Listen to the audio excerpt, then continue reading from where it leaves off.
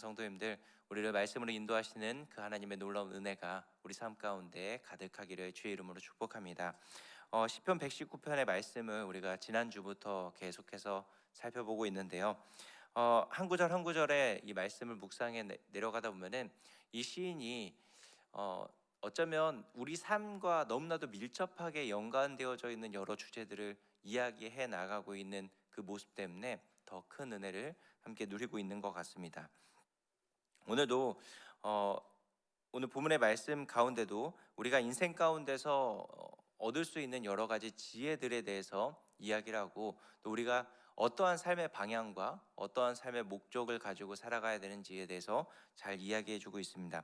오늘 본문의 말씀을 통해서 두 가지의 주제를 함께 살펴보기 원하는데요. 먼저 우리가 이 말씀 안에서 참 지혜의 삶을 살기 위해서 어떠한 모습을 보여야 되는지 같이 함께 살펴보기 원합니다. 우리 본문의 130절 말씀을 같이 함께 볼까요? 130절입니다. 시작. 주의 말씀을 열면 빛이 비추어 우둔한 사람을 깨닫게 하나이다. 아멘. 우리가 지혜의 삶을 살기 위해서는 먼저 주의 말씀을 열어야 한다라는 것입니다. 주의 말씀을 열면 빛이 비추어진다라고 이야기합니다. 말씀을 연다라는 것이 무엇일까요? 아주 단순하게 말씀을 본다라는 것이죠.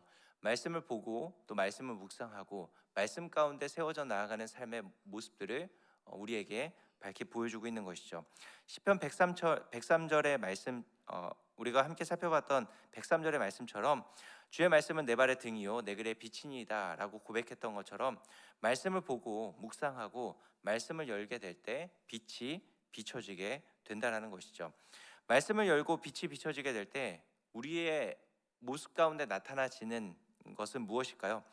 앞서 129절의 말씀 보면은 주의 증거들이 놀라움으로라고 증거를 해주고 있습니다. 여기서 놀랍다라고 하는 것은 기적 그리고 불가사의한 일들을 의미하고 있는데, 이 말씀을 보면은 하나님의 말씀을 통해서 하나님의 놀라운 일들, 하나님의 기적과 같은 일들을 우리가 경험할 수 있게 된다라는 것입니다. 결국 말씀을 펴고 볼 때 우리에게 빛이 비춰지게 될 것이고, 그 빛으로 말미암아 우리의 이성을 뛰어넘는 하나님의 초자연적이고 불가사의하고 놀라운 기적적인 그 일들을 경험할 수 있게 된다라는 것입니다. 여러분, 하나님의 말씀은 우리의 인식의 한계 안에서 역사하지 않습니다. 우리의 인식의 한계를 뛰어넘어서 하나님의 초자연적이며 또 하나님의 그 창조의 능력과 역사가 우리 삶 가운데 그대로 적용되어지는 것이 말씀을 펴고 볼 때 우리가 경험할 수 있게 된다라는 것이죠. 우리는 어떤 초자연적인 능력을 경험하게 될까요? 130절 후반절 말씀을 보면 이렇게 얘기합니다. 우둔한 사람들을 깨닫게 한다라고 이야기하고 있습니다. 우둔한 자, 이 사람은 단순하고 미련한 사람들을 이야기하는 것이죠. 우리가 미련하고 이 우둔한 사람들이 얼마나 어리석은 자라는 것을 성경 말씀을 통해서 잘 깨닫게 됩니까? 잠언의 말씀만 보더라도 미련한 자, 우둔한 자에 대해서 계속해서 지적해주고 있습니다. 이 사람들은 아무리 지혜의 말을 전해준다 할지라도 듣지 않게 되어지죠. 귀를 닫고 눈을 감은 것처럼 반응을 합니다. 그래서 사도 바울이 사도행전 마지막 말씀을 보다 보면은 말씀을 수없이 전했음에도 불구하고 이 백성들이 이 말씀에 복음의 마음 문을 열지 않는 모습을 이렇게 표현을 하고 있습니다. 이 백성들의 마음이 우둔하여져서 그 귀로는 둔하게 듣고 그 눈은 감았으니라고 표현을 하고 있죠.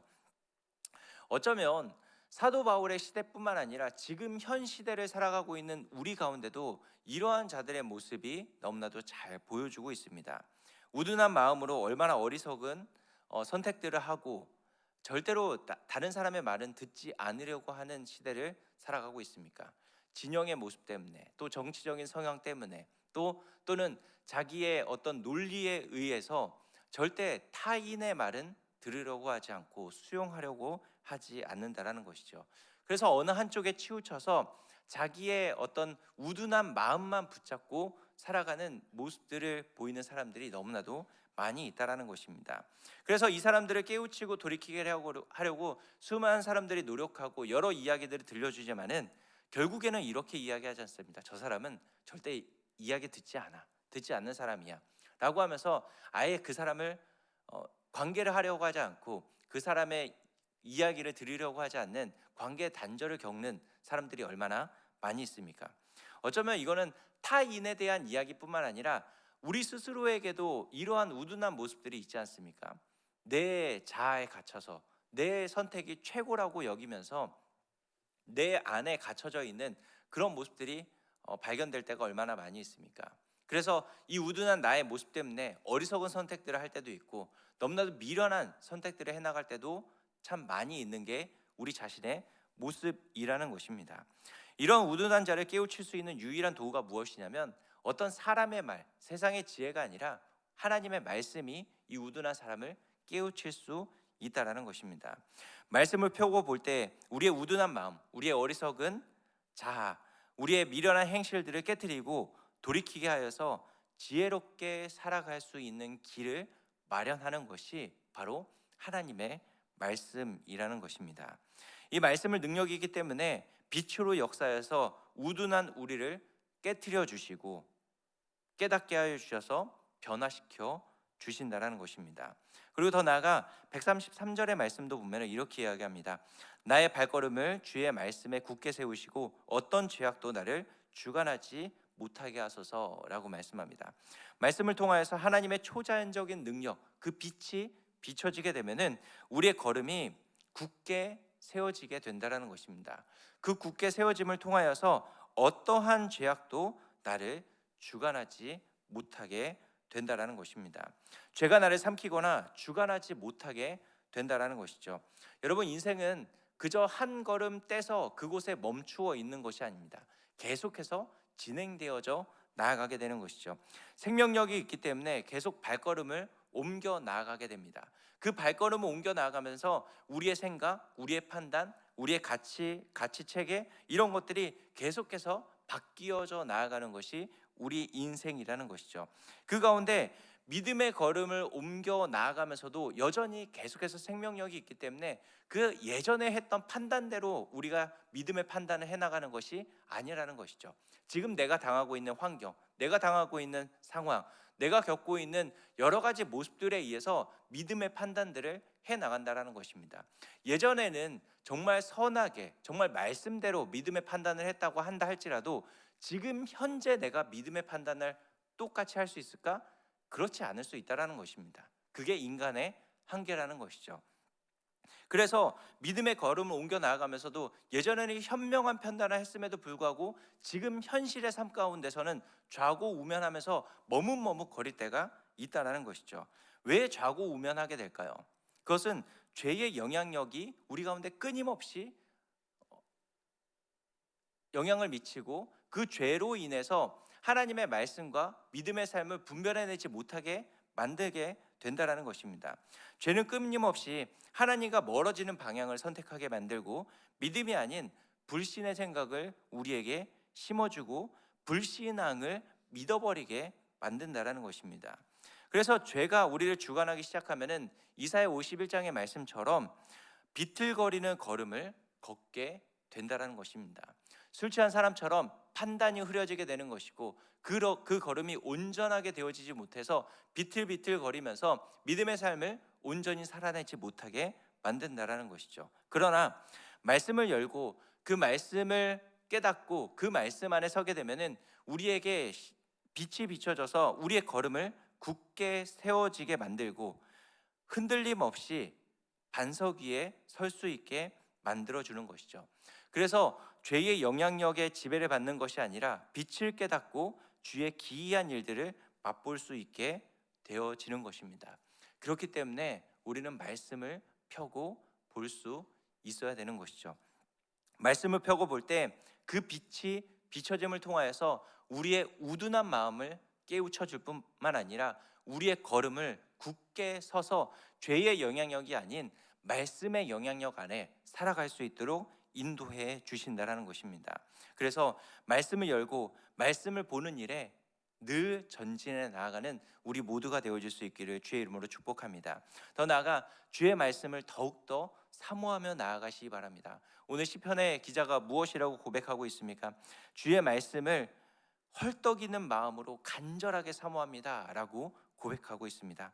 그 헐떡이는 마음으로 내가 헐레벌떡 하나님의 말씀을 없이는 절대로 살아갈 수 없습니다라고 고백하는 그 간절한 마음으로 하나님의 말씀을 펴고 볼 때 우리는 이 하나님의 은혜를 풍성히 경험할 수 있게 되어지는 것이죠.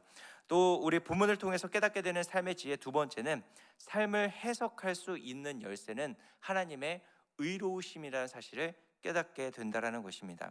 지금 시인의 상황을 보면은 141절이나 143절의 말씀 보면은 고통의 시간을 보내고 있다는 것을 우리는 알 수 있습니다. 미천하여 멸시를 당하고 있고 환난과 우한이 닥쳐 있다는 것을 우리는 함께 살펴볼 수 있죠. 인생을 살아가면서 시인과 같은 이 고난을 마주하게 됩니다. 고난을 마주하고 싶지 않지만은 고난은 늘, 또 환난과 우한은 우리에게 늘 다가오게 되는 것이죠. 그래서 이 고난의 이유에 대해서, 환난과 우한이 온 이유에 대해서 우리는 찾고 싶어 합니다. 때로는 너무나도 명확하게 이 환난의 이유에 대해서 우리는 알게 될 때도 있지만은, 그러나 대다수 이 환난의 이유, 우한과 이 고통이 오는 이유에 대해서 우리는 발견하지 못할 때가 참 많이 있는 것이죠. 그래서 답을 얻지 못할 때 너무나도 답답한 인생을 살아가게 됩니다. 왜 이 일이 나에게 닥쳤을까? 왜 나는 이러한 상황을 마주할 수밖에 없을까? 막막한 현실에 주저앉아 버리고 싶을 때가 있다라는 것이죠. 이러한 삶의 현실에서 우리가 답을 얻고 싶어 하는데, 시인은 이 답에 대해서 우리에게 이렇게 제시해주고 있습니다. 우리 137절의 말씀을 같이 함께 볼까요? 함께 봅니다. 여호와여, 주는 의로우시고 주의 판단은 옳으니이다. 아멘. 주의 판단은 옳습니다라고 고백하면서 찬양하고 있습니다. 왜 이 시인은 이렇게 주의 판단은 옳습니다라고 고백하고 있을까요? 주는 의로우시기 때문이다라고 이야기하고 있습니다. 여러분, 주님은 의로우신 분입니다. 의롭다라는 것은 하나님의 공의와 신실한 성품이 그 가운데 담겨 있기 때문에 주님은 늘 의롭고 완전한 판단을 하시며 완전한 길로 우리를 인도해 주시는 분이라는 것이죠. 이 의로움이 있기 때문에 하나님의 뜻이 우리 삶 가운데 완전하게 이루어지고 있다라는 것입니다. 그렇기 때문에 우리는 하나님만이 옳습니다 라고 고백할 수밖에 없다라는 것이죠. 여러분, 하나님은 천년이 하루 같은 분이십니다. 하나님의 생각은 우리의 생각과 다르고, 하나님은 우리가 알 수 없고 볼 수 없는 것을 보시는 천지를 창조하신 하나님이십니다. 그래서 하나님이 경영하시는 세계를 우리는 다 알 수 없다라는 것이죠. 그래서 우리는 지금 당장의 현실과 당장의 상황과 당장의 고난으로 인해서 조급해하면서 아등바등거리면서 살아가는 어리석은 모습만 보이게 될지 모르지만은, 그러나 하나님은 그 모든 것을 통전적으로 보시며 가장 완벽한 계획을 가지고 우리를 지금 이끌어 나아가시는 의로우신 하나님이라는 것이죠. 그래서 시인이 이렇게 계속해서 고백하고 있는 것입니다. 주는 의로우십니다. 주님의 말씀만이 의로우십니다. 주님의 말씀만이 진리입니다 라고 고백하면서 이 의로우신 하나님이 나를 말씀으로 인도해 가고 있기 때문에 지금 현실은 막막하고 답답하고 막혀 있는 것처럼 보이고 고난으로 인해서 내 발걸음이 끊어지는 것처럼 보인다 할지라도, 그러나 그것이 끝이 아니구나. 내 답은, 내 삶 가운데 답을 얻을 수 있는 것은 오직 이 하나님의 의로우심으로 인해서 하나님이 지금 현실이 내 삶 가운데 가장 옳은 인생으로 이끌어가고 있구나라는 것을 우리는 얻어낼 수 있게 된다라는 것입니다. 이 의로우신 하나님을 발견하게 될 때 우리는 말씀 안에서 힘을 얻을 수 있게 되는 것이고, 이 의로우신 하나님을 말씀을 통해서 매일매일 발견해 나아갈 때 우리는 승리의 걸음을 옮겨 나아갈 수 있게 되는 것입니다. 여러분, 우리가 말씀을 펴고 본다고 해서 우리의 환경이 바뀌지 않을 수 있습니다. 말씀을 펴고 볼 때 우리의 환경 가운데 어떤 해답이 즉각적으로 얻어내지 못할 수도 있습니다. 그러나 말씀 가운데 의로우신 하나님을 발견하게 되면은 내가 변하게 되는 것이고, 고난과 환경을 바라보는 나의 시선이 변화되게 되는 것입니다. 그리고 그것을 견뎌내고 이겨낼 수 있는 힘이 나에게 생겨지게 되는 것이죠. 그리고 삶의 여러 가지 물음표 앞에서 답을 얻어낼 수 있게 되는 것입니다. 여러분, 의로우신 하나님은 결코 실수가 없으십니다. 더 말씀을 묵상하고 말씀을 열어서 이 하나님을 매일매일 발견하는 우리 모두가 되어질 수 있기를 주의 이름으로 축복합니다. 주의 의로우심이 담겨 있는 그 말씀을 통해서 삶을 올바로 해석하고 바라볼 수 있게 되는 우리 모두가 되기를 주의 이름으로 축복합니다.